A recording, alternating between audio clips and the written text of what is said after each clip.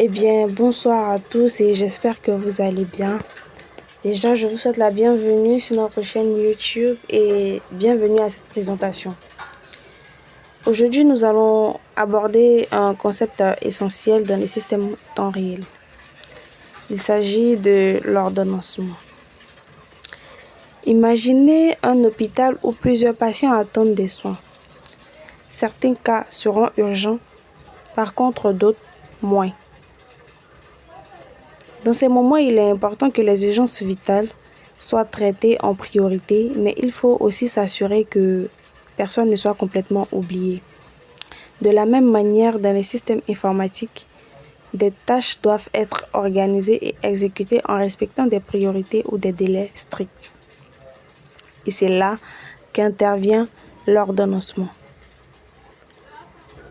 Dans notre élan discursif, parcourons ensemble les grandes lignes de notre présentation. Nous commencerons dans un premier temps par définir ce qu'est l'ordonnancement et pourquoi il est important dans la partie introduction. Ensuite, nous verrons 3 types de politiques majeures, en l'occurrence la politique FIFO, la politique round-robin et la politique priorité. Par la suite, nous comparerons leurs avantages et inconvénients et enfin, nous analyserons leurs liens avec les contraintes temporelles avant de conclure avec une synthèse. Selon vous, c'est quoi l'ordonnancement? Eh bien, l'ordonnancement est tout simplement une méthode qui permet d'organiser l'exécution des tâches, soit en suivant un ordre spécifique, soit en fonction de leur priorité. Mais pourquoi est-il important? Eh bien, dans les systèmes critiques, comme les avions ou les systèmes médicaux ou autres, il est indispensable de respecter des délais stricts. Et le choix d'une mauvaise politique d'ordonnancement peut entraîner des retards ou même des défaillances graves. Donc, au cours de cette présentation, nous aurons 2 objectifs. Le premier objectif serait de découvrir les 3 politiques principales que j'ai énoncées précédemment. Et également, nous essaierons de les connecter aux contraintes temporelles dans les systèmes temps réel. Ce qui nous amène à la deuxième partie de notre présentation, qui est partie dans laquelle nous allons découvrir les différents types de politiques d'ordonnancement. Nous allons aller avec la première politique qui est la politique FIFO. La politique FIFO signifie First In, First Out. Imaginez un instant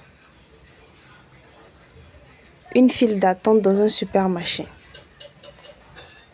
La première personne de la file d'attente qui est arrivée dans la file d'attente sera tout simplement la première personne servie.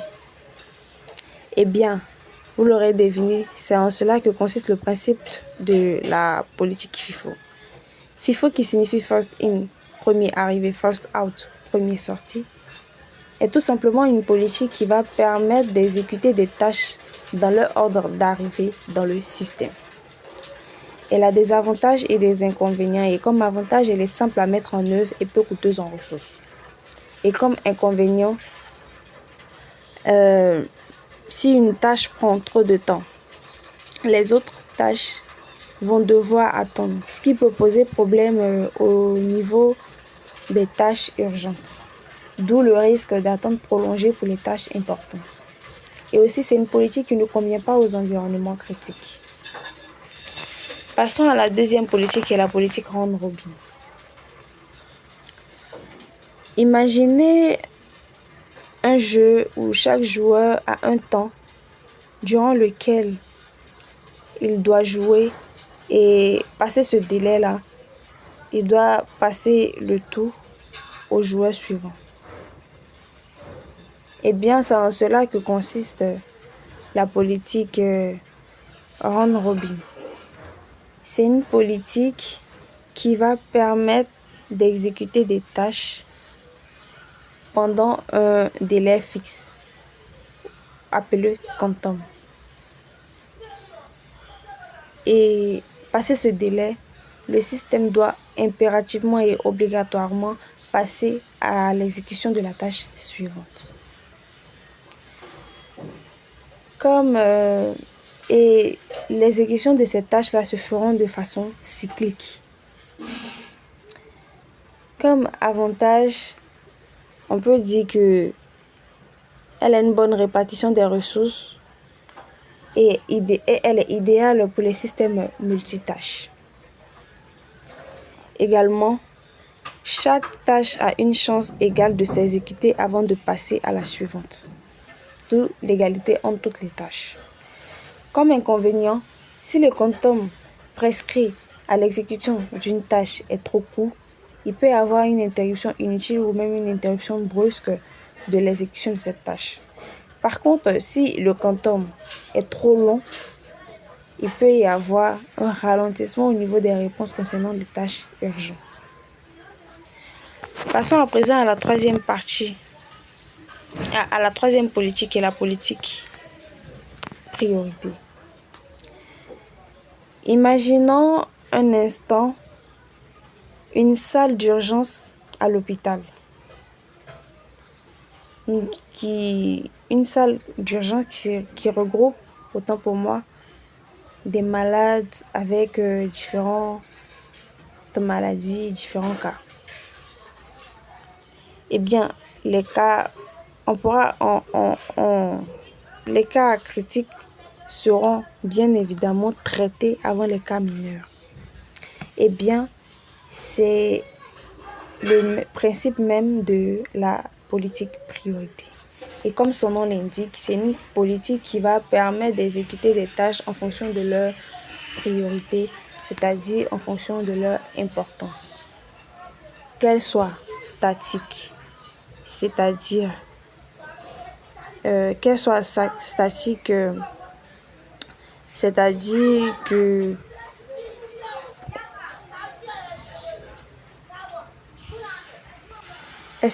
qu'elles soient statiques, c'est-à-dire que les priorités seront fixées à l'avance, ou dynamiques, c'est-à-dire que les priorités peuvent changer en fonction de critères comme les délais ou l'état du système.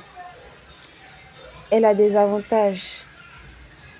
Comme avantage, elle est idéale pour l'exécution des systèmes critiques. Et aussi, elle assure que les tâches critiques respectent les délais d'exécution, leur délai d'exécution, autant pour moi.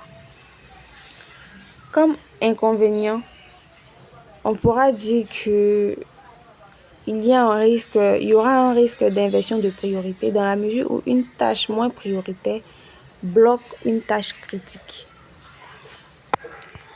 Nous allons à présent passer à la troisième partie de notre présentation qui consiste à faire la comparaison de ces différentes politiques-là.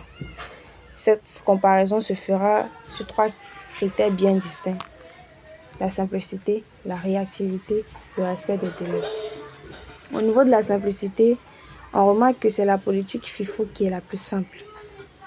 Vient ensuite la politique round robin qui est modérée au niveau de la simplicité. Par contre, la politique priorité a une complexité accrue. Au niveau de la réactivité, on remarque que la politique FIFO n'est pas du tout réactive. Par contre, la politique round robin a une bonne réactivité. Et aussi, la politique priorité a une bonne réactivité, mais disons même très bonne réactivité. Au niveau des respects des délais, la politique FIFO ne respecte pas du tout de délai. Par contre, la politique round robin respecte souvent, donc moyennement, les délais. Par contre, la politique priorité respecte très bien les délais prescrits pour l'exécution des tâches. Nous allons à présent passer à la 4e partie de notre présentation où nous feront un lien qui consistera à parler des contraintes temporelles. L'ordonnancement est crucial pour respecter les contraintes temporelles, notamment dans les systèmes temps réel. Voici une synthèse des algorithmes courants FIFO, round robin, priorité et leur capacité à garantir ces contraintes.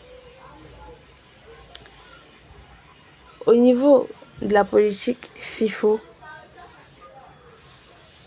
on pourra dire que la FIFO ne garantit pas les contraintes temporelles strictes, dont elle ne convient pas aux contraintes temporelles strictes, car elle ne priorise pas les tâches critiques. Elle peut cependant être utile pour des systèmes avec des tâches prévisibles et sans urgence. Quant à la politique round robin, elle est efficace pour les systèmes interactifs, mais pour les systèmes temps réel stricts, elle peut ne pas suffire si le quantum ne tient pas compte des priorités des tâches. Et enfin, concernant la politique priorité, autant pour moi, c'est la politique la plus utilisée dans les systèmes temps réel. En assignant des priorités aux tâches selon leurs contraintes temporelles, il est possible de garantir qu'elles s'exécuteront dans les délais fixés. Donc, bien évidemment, la politique priorité convient parfaitement aux contraintes temporelles strictes. Pour conclure, nous pouvons dire que chaque politique a ses avantages et inconvénients. La politique FIFO est simple mais limitée. La politique round robin, quant à elle, est équilibrée pour les multitâches. Et concernant la dernière politique et la politique priorité, est la politique même qui est essentielle pour les systèmes critiques, parfaite pour les systèmes critiques. Donc, le choix de la politique dépend du contexte et des besoins spécifiques. Merci à vous d'avoir suivi cette présentation et j'espère qu'elle vous sera utile. À bientôt.